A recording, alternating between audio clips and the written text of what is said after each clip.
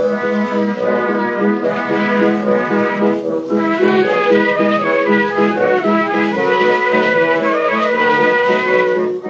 to Loremen, a podcast about local legends and obscure curiosities from days of yore. I'm Alistair Beckett-King. And I'm James Shakeshaft. And James, I think we're going to need a record scratch. Coming right up. And at this point, I should say, I've only just discovered that you've been not replacing your vocal record scratches with real record scratches. Back when I used to edit this podcast, in the good old days, before this country went to the dogs, we had real record scratches. And you've just been doing it with your voice this whole time. Alistair, I don't think anyone's noticed. That's how good. Wait, was that a vocal record scratch then? Yes. I'm like a tired Michael Winslow. This is a very special episode of Loremen. Yes. By which I mean we're not going to be dealing with important themes like bullying or anything like that. We're going to be revisiting the Midnight Library, and things are going to get spooky. Do you remember anything about it? I got some Spider-Man pajamas out of it, which I'm pretty happy with. Ill-fitting, I will say. The word that springs to mind is ill-fitting. I remember it being very gruesome, though. Yes, I think we have to throw up a classic content warning for original horror writing that might be too much for our younger listeners and wimpier listeners in general. Yes, there's some real soundscape stuff going on. Oh, there's sound effects. So younger or more timid ears, or a combination of the two. Is that a phrase, timid ears? I think if you can have eagle ears, then you can have timid ones as well. Okay, yes, the timid-eared, be warned. The LoreBoys are returning to the Midnight Library.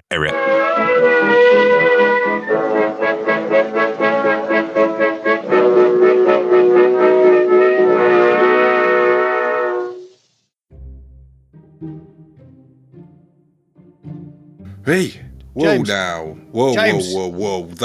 I've just karate chopped a wall for the second time this week. James, you're having a night terror. Yes, absolutely. Are you okay? If I'm honest, I'm surprised you're here because... I'm not usually.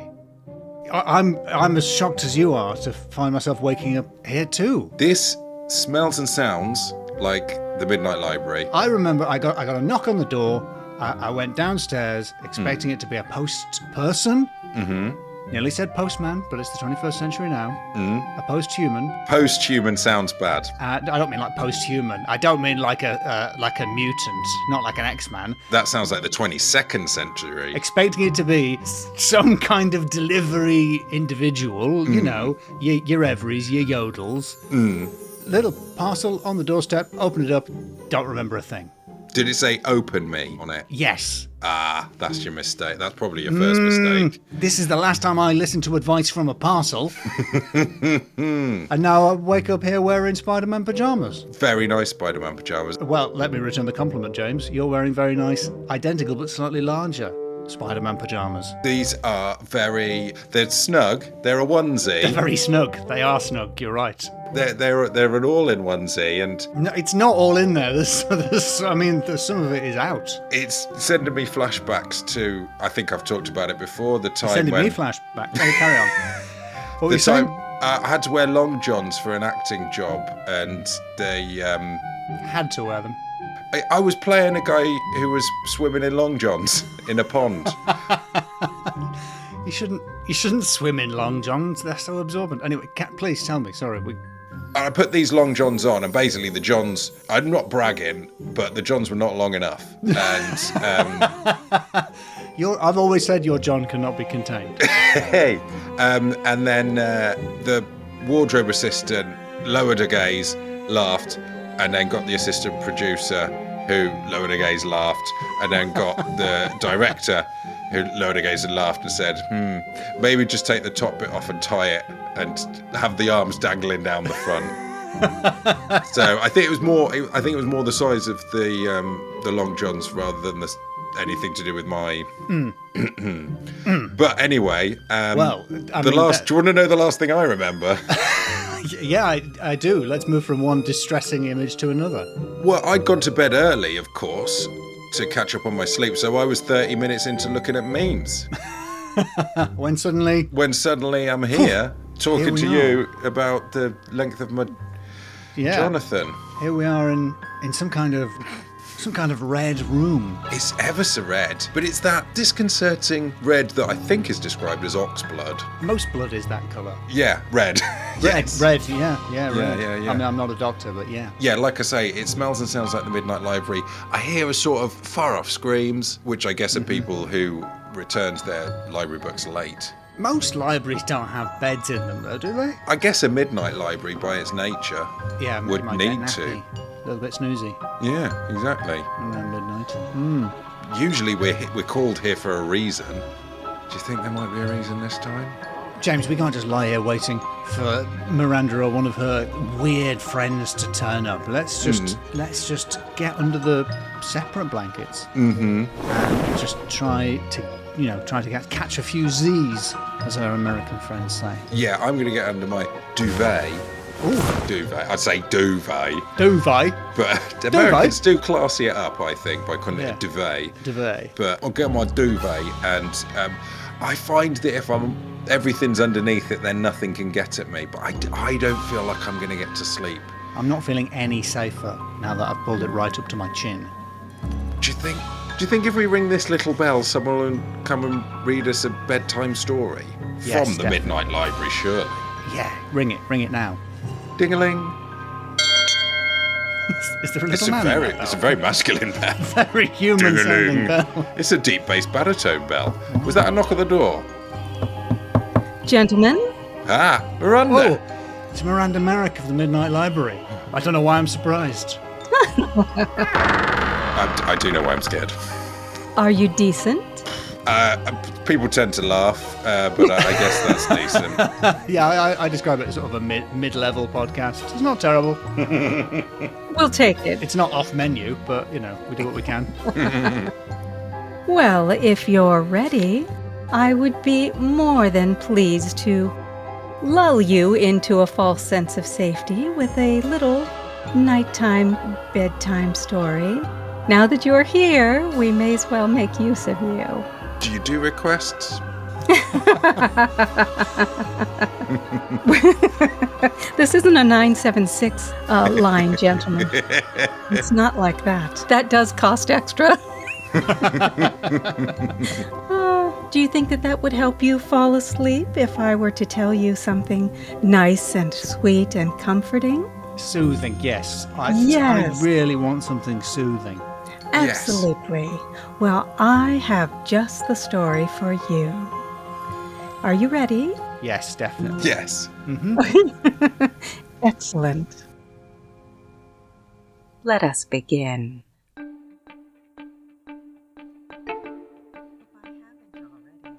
First, I want to welcome you both as beloved guests here in the Midnight Library.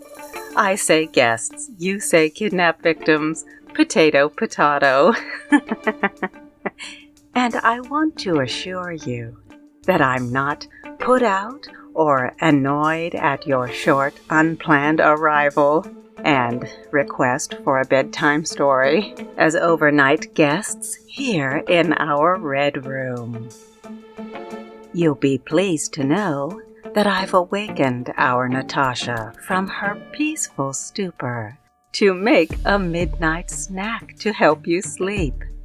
When I'm finished with you, she'll arrive with a little tray of warm milk from the bosom of some beast and her famous snake-shaped cookies that you needn't be concerned about the ingredients of.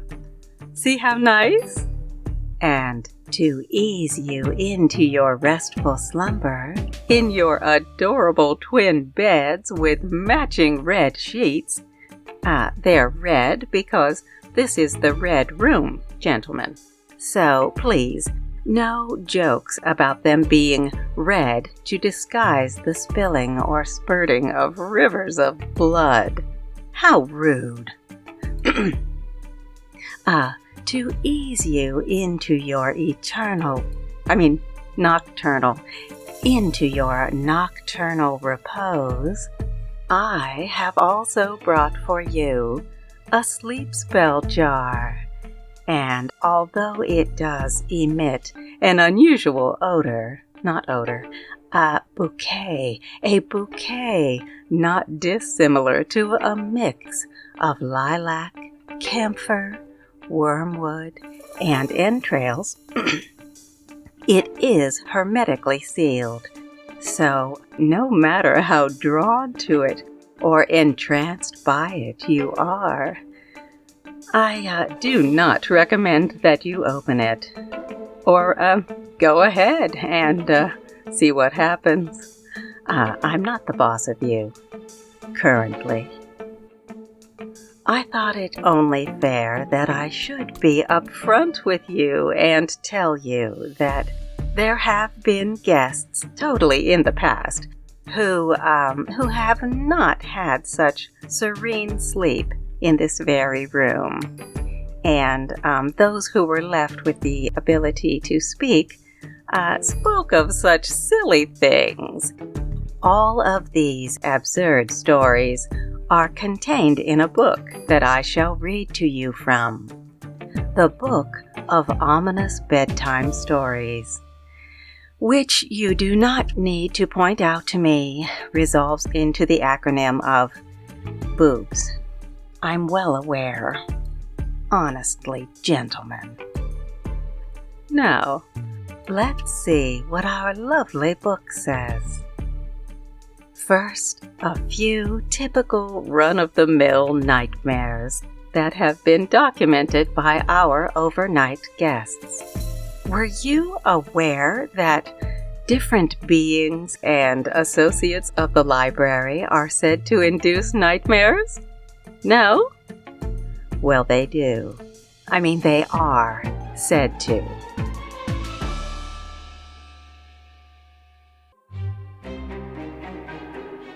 A Mr. Cownow wrote in his guest journal that we later found that he found himself out in the damp night air, lost among crumbling tombstones, and suddenly surrounded by a group of morose women in dungarees and canvas skirts, their narrowing stares becoming more threatening as they approached him on the open ground. His writing then became extremely maniacal, and the last thing we could make out was that he believed he died from exhaustion as he was forced to dig graves and eat hair.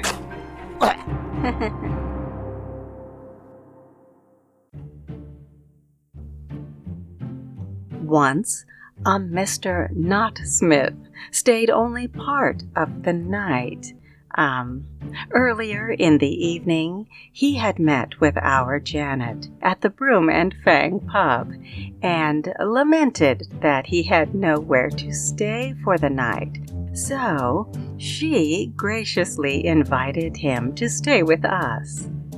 By all accounts, he was nestled in snug in one of these very beds and fell into a deep sleep, only to be awakened by a persistent tickling and itching sensation of something just grazing the fine hairs on his legs. And no matter which way he turned, the fine rustling would wake him.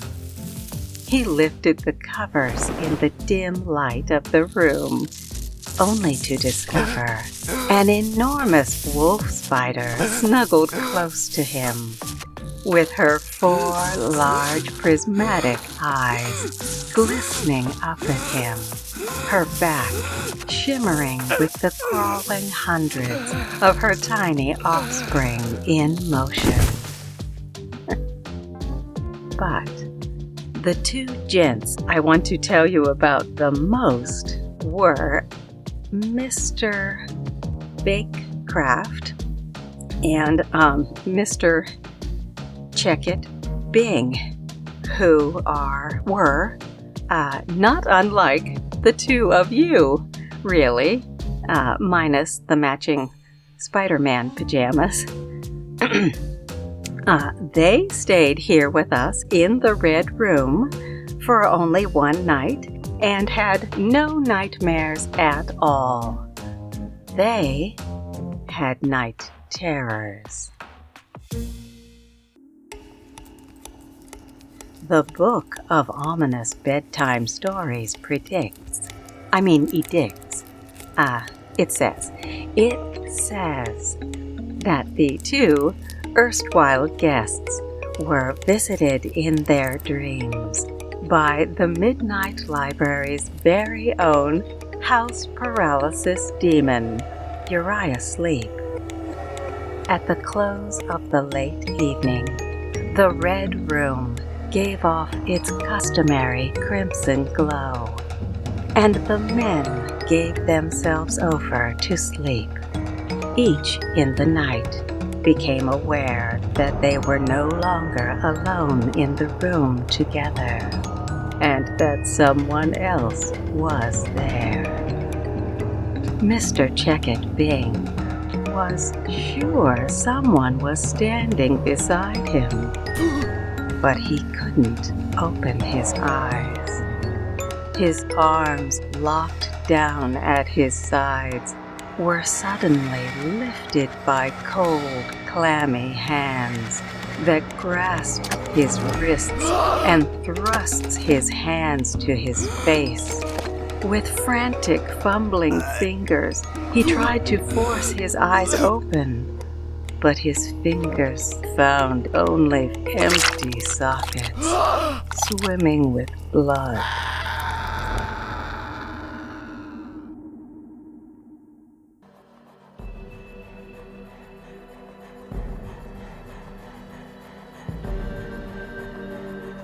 For Mr. Bakecraft, there was something different.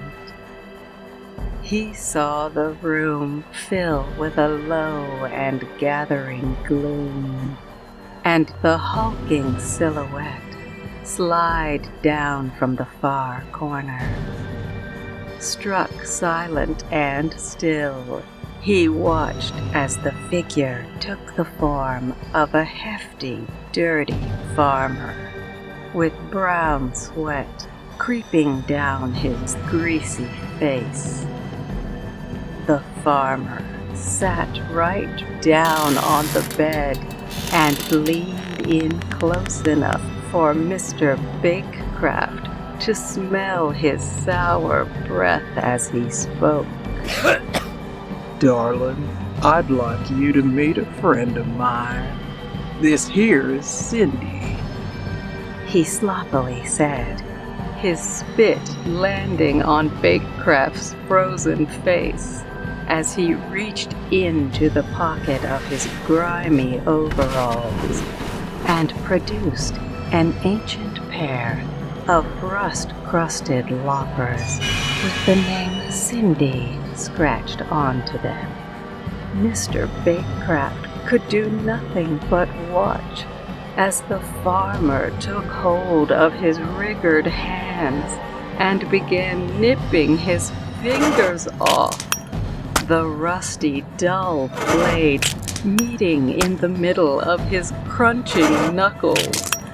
His fingers dropped one by one onto his pillow and rolled to touch his terror-locked face. The farmer leaned in again, saying, If you like Cindy Lauper, you wait till you meet Molly Hatchet. The farmer's voice echoed, and James's head exploded.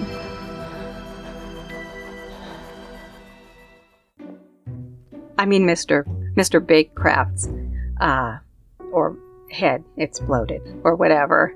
The rest of the page is still blank, and I guess we'll have to see what happens next. Are you nice and relaxed now?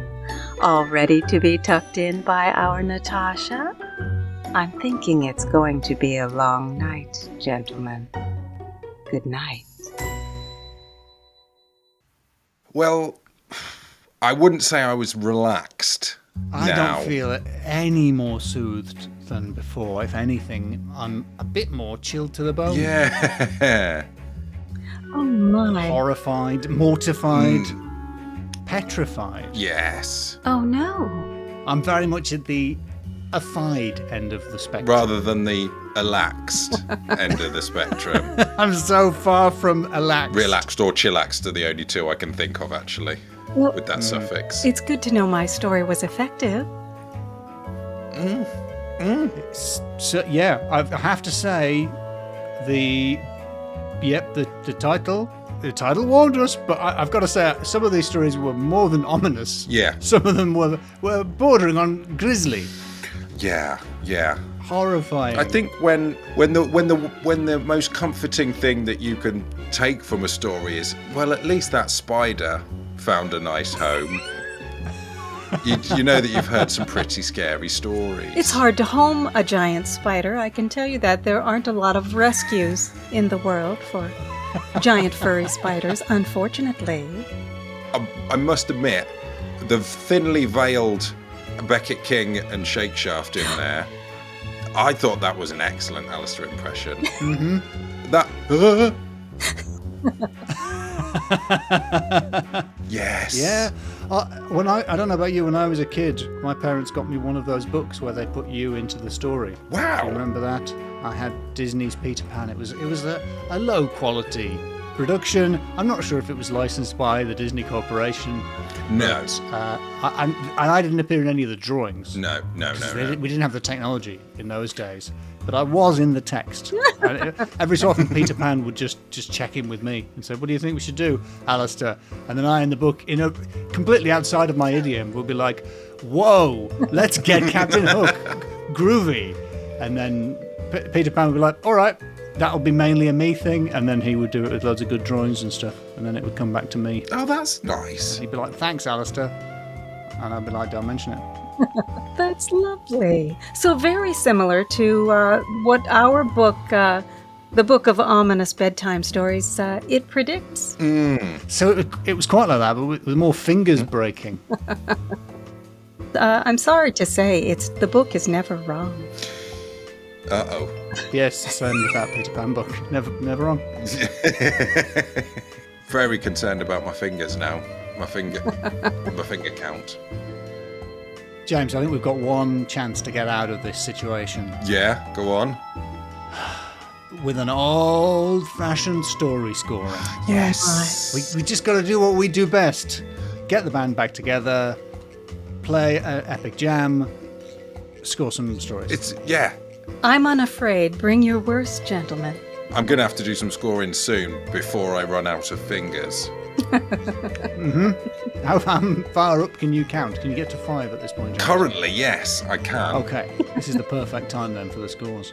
Right, so let's kick it off with a bang with names, because there were some glorious names in there. Mr. Bakecraft. Bakecraft, which is a great pun on my surname. Yeah. It reminds me of lockdown times when I became one of the sourdough bros. Yeah. Sourest bro. James Shakeshaft's Crafty Bakecrafts. That is a YouTube channel that should have existed. It should have. Mr. Check It Bing just vaguely sounds like I'm engaged in some kind of financial transaction. It feels like a contactless payment is occurring. Just like, check it, bing, done. Check it, bing. Like your flexible friend is very much in that. That was the credit card thing, wasn't it? He was called your flexible friend. They anthropomorphized the MasterCard. Right, as your Should have named him Mr. Card. And you got to be a grown-up. MasterCard implies that he's like a 12-year-old aristocrat. Young MasterCard. Yeah.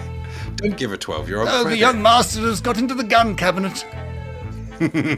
What did you think of our lovely sleep paralysis demon, Uriah Sleep? Uriah Sleep. Well, our Our more literate listeners will very much enjoy that, I think. It's so not me. Being as it is an allusion to a book, James. Oh. Yes, he's a literary character. What book? I can't remember which book Uriah Heep is in. Is he I a wanna Dickens? say he's a Dickens character. I'm not sure. There's a place in my town called Bleak House, and that seemed... I'd change the name, guys. Well, it is also a rock band, Uriah Heep, very old Uriah Heep, not Sleep, Uriah Heep. We do have rock and roll references here. If you caught throwing them. the horns. There you go. The hook'em horns. That's right. Just throwing a few horns. It's probably best to stay on the good side of supernatural forces while we're here. Yes, Throw a few definitely. horns. There you go. I thought it was going to be some sort of wet in the bed illusion, like more like a urea sleep.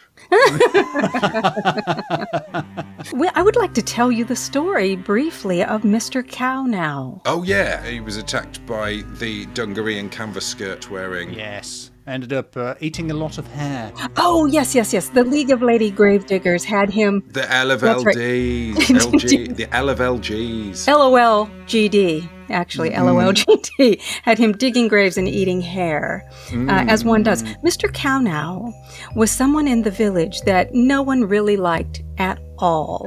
And my Aunt Hilda turned him into a cow, and people who still didn't like him and couldn't remember his name just said, well, he's a cow now. So he became Mr. Cownow. So it does have a history. It absolutely does. And Mr. Knotsmith was a gentleman who looked exactly like Mr. Smith, but was, in fact, not Smith. And he became Mr. Knotsmith. Oh. Doppelganger. Yes. One of the most dangerous types of ganger. So nothing happens by accident in the library or in the village. The other names we had Cindy Lauper, Molly Hatchet. I like Cindy Lauper. Is Yeah. Molly Hatchet, was she a band person? Yes. Was she a musician? There is a kind of a rough rock and roll band called Molly Hatchet. Ah. So you see, there is a rhythm to my madness. You could have a Billy Holiday. Potentially. That's very good. Oh, what else have you got? Probably a Miley Crazy Virus. Which is You're very good at this, James. I can't think of any horror-themed pop Taylor's star names. Crypt is. Those are the three pop stars I can think of as well. What about just Bjork, but said like you're being sick? Just like Bjork. That's not really a pun, is it? It's just a horrible noise. But it's good. It's good. I like it. Yeah. And I don't think there was a band called The Farmer, but perhaps there should be now, since he was so cruel to Mr. Bakecraft. I'm guessing that he'd be into country music, probably. Yes, I do believe. PJ Starvey? Oh, very nice. Oh, She could excellent. Yeah, Starve. starving is not good. It's not a good thing to happen. It's not as scary as a hatchet. Well, I'm glad we've cleared that up. yeah. Well, that is a lot of names, including several that we just came up with now. And yours are a bit better than mine, but still, it's a team effort. It's got to be a 5. Yeah. Really? Really. The only thing I could potentially lose you a point for is that someone has done the best misunderstanding of my name ever. There's a top 2, Okay. and it's a joint first place for someone who emailed me as calling me Jake Shameshaft, Oh, no. which sounds like a judgment, It certainly does. My word. and the actual police that called me James Spacecraft. That's the best. So yes, but I still give it a 5. There's more than enough to make up for that. Well, thank you so much. I'll spend my 5 very carefully, I promise. I won't buy junk with it, I promise. I should say some of these scores are delivered under duress. Yeah, I'm trying to keep on my fingers, Alistair. Okay. And I'm trying to keep these Spider-Man pajamas. They are growing on me. They bring, And you. Yeah, they bring out my eyes, which is also one of the worries. Which is, yes, that should worry Mr. Checkett Bing slightly. So I think second category is going to be supernatural. Yeah. I mean, Very supernatural. I didn't realise Mr. Cow now was now a cow. Now. It makes perfect sense. Now I know. Now I know Mr. Cow now. But the thing is digging graves as a cow. How? Now? You cow now? How are you digging? I mean, maybe he's pouring like a dog but with hooves. Would you imagine a better for digging? Because if you were offered a garden fork or a garden spade to dig a hole, you're going to pick the spade every time. And if you're going to pick a dog's foot and a cow's foot, one represents a garden fork and the other the spoon. The garden spoon. What? What are you talking about? What I'm doing is I'm wondering how a cow dug a grave, and I'm thinking it's going to have to have been supernatural. He might have been turned into a cow after that story occurred. But I think he dies of exhaustion. Yes, he got tired of in the story. Oh yeah, no, he does die of exhaustion. I beg your pardon. Yeah, you're absolutely right. Scarily enough, he writes down that he died of exhaustion, which is even more terrifying. That's why I thought at that point he was a human. Do you know how difficult it is for a dead cow to write a memoir? It's very difficult. It's very impressive, really. And the stomach jammed with hair the way that it was. Deeply supernatural events. All 6 of them. All 4 stomachs. 4 of them, sorry. I fear, James, we've run into some kind of enigma / conundrum. In as much as the thing that would make this most supernatural would be if these stories predicted our futures. Yes. But we don't want that to happen. No. Ooh. So should we deliberately give it a lower score to protect ourselves? But if we give it a low score, then the Midnight Library is going to exact its revenge and make it happen. It's quite the paradox. That's exactly why I described it as a conundrum, James. We're in big trouble. Should we just go for a 3? You do know that it's already in the book of boobs, so... Oh, no. Do what you must do, gentlemen. I thought it was just a calculator turned upside down, but it is actually a book. I think we'll just have to go for a 3. Just a safety yeah, just 3. go for the safe. Yeah, the safe. Whenever I don't know what to do, I just go for a 3 in this podcast. So, yeah, a safe old 3. Safety 3. I will graciously accept my 3 without holding a grudge or making any veiled threats against you for future happiness. Yes! That's all I can promise. To be honest, if they could become veiled, that would be nice. Because they've been quite out in the open so far. Just drop a doily over one. It's a cobweb, Alistair. You know it's a cobweb. That's not a doily. Final category, horror / bloodlust. Ooh, how lovely. Because that's what I'm getting Yeah, here. it was terrifying. This was yeah, terrifying. there was a lot more sound design than there normally is in our podcast. I'm not used to hearing the cracks of bones and etc. The closest we come is me doing a record scratch noise. Sometimes I do an impression of lightning. Oh, But I think you edit that out. Oh, very nice.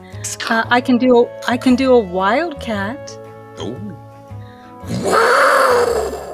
that is good. Ta-da! I've actually never heard a wildcat before, so I have no way of knowing how accurate that is, but it's terrifying. See? I'm a multi-talented witch. Have you ever heard a monk jack, by the way? I'm sorry, a what? A monk do what? A munt jack or a monk jack? It's a type of deer. Oh, What does one do with one? how does one jack a monk? A monk jack. I'm not sure if it's a T or a K. Now you've said it 7 times, we all understand what you're talking about. It's munt.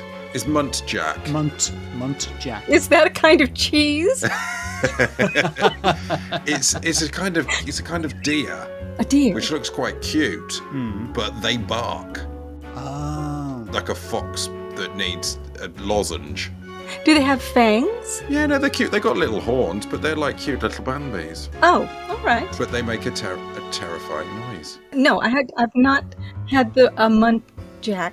I'm just Googling it here in the other bed. I'm just Googling it from the bed. Oh, yeah. Oh, they're adorable. They do have devilish horns. Oh, now I want one. But the baby ones are gorgeous. But the sound they make. That was a duck. And I think one walked down our street the other night, just making that noise, and it half woke up both me and my wife, and we both have very different ideas about what was going on. I kept saying, there's a beast in the road, and my wife kept saying, I think the children are coughing. And I went, no, it's coming from the road. It's a beast. It be the beast. It's the beast. There's a beast in the road. And so this creature roams where you reside? I live in the countryside. You must. It's just a countryside thing. You get animals down the street when they're coming back from the pub. I see. If you want to beat your reputation as a yokel, James, you're going to have to start using the word animal in place of beast.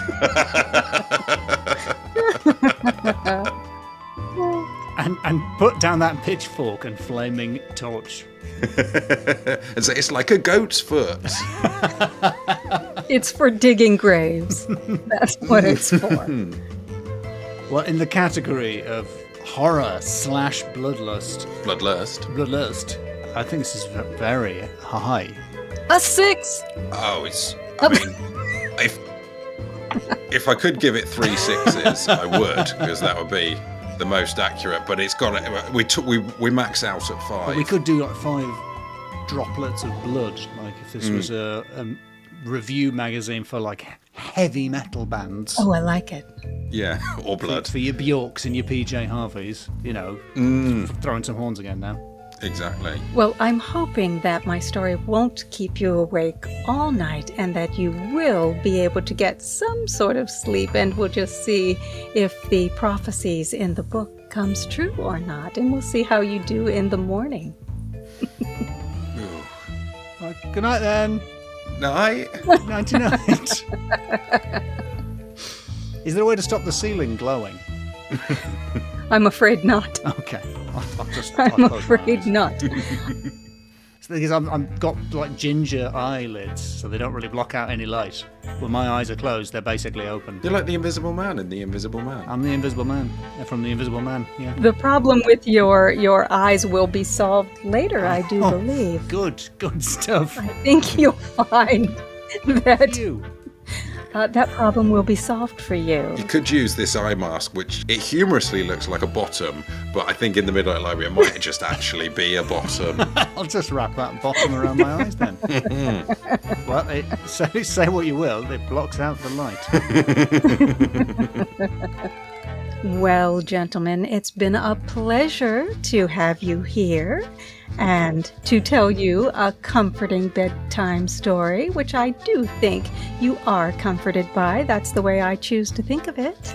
And I'm going to leave you now, and shortly our Natasha will arrive with her milk and cookies and comfort you even further, and then you can drop into a sound sleep where I'm sure nothing unsettling or horrible or blood draining will happen. I'm sure you'll be so comfortable all night. Thank you, gentlemen, so much for being here. Thanks, Miranda. Night. Good night. Oh, shall I return with forehead kisses? I'm going to have to adjust the bum to make a bit of full head space visible. Good night, gentlemen. Good night. Good night. Oh, James, I think she's gone. Memes. You're looking at memes on your phone? Yeah. Well, I've got the bums on. I've got the bums on now. Describe any of the funny ones to me, because I can't see anything. It's just the lady pointing at the cat. It is, but she's so angry with that cat. And there's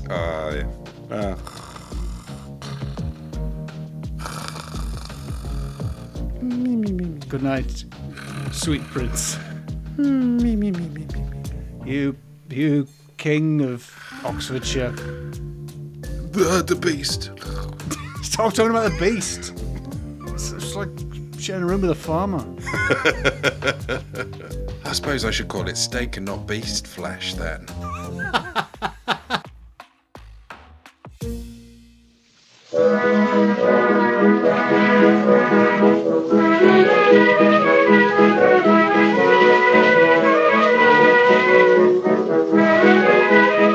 Well, terrifying, wasn't it?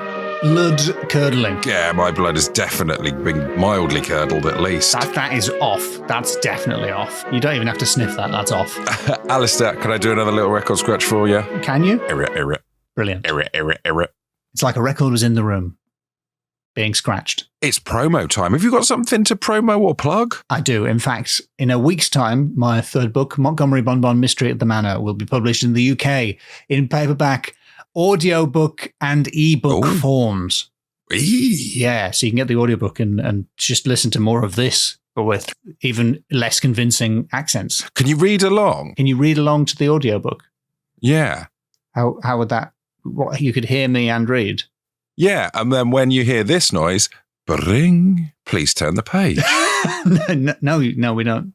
We don't offer that service. Don't do that anymore.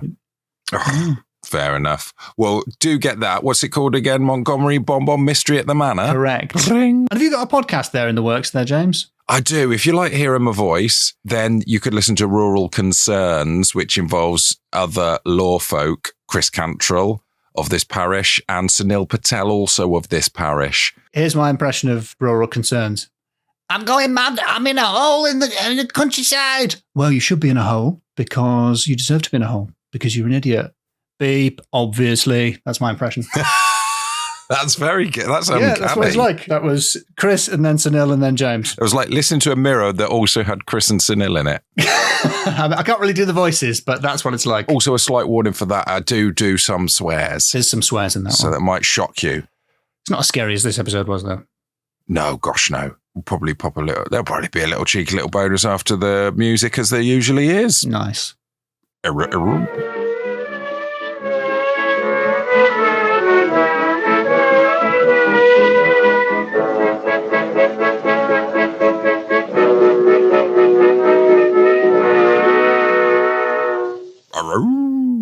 There's that dog back. There's that dog again. I'm holding up like a glowing bone toy. Do they exist? Is that a thing? Like a glow stick in the shape of a bone? Oh, I don't know, but there should be for dog raves.